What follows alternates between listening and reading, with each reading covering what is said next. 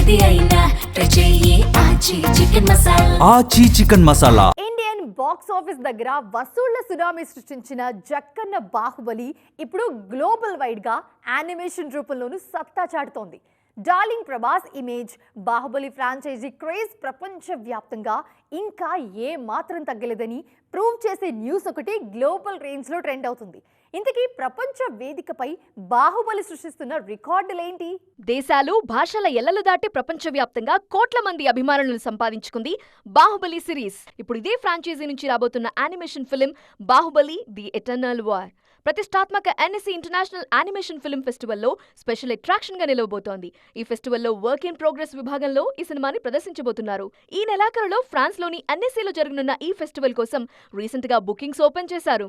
అయితే window open చేసిన కేవలం 2 నిమిషాల్లో బాహుబలి యానిమేషన్ మూవీ టికెట్లన్నీ హాట్ కేకుల్లా అమ్ముడైపోయాయి.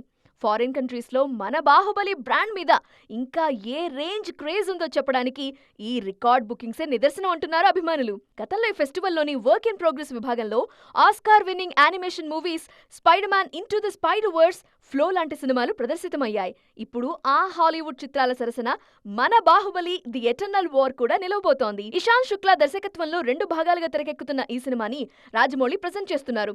ఇప్పటికే వచ్చిన టీజర్ కి సాలిడ్ రెస్పాన్స్ వచ్చింది. నెక్స్ట్ ఇయర్ ఈ మూవీని వరల్డ్ వైడ్ గా రిలీజ్ చేయడానికి ప్లాన్ చేస్తున్నారు.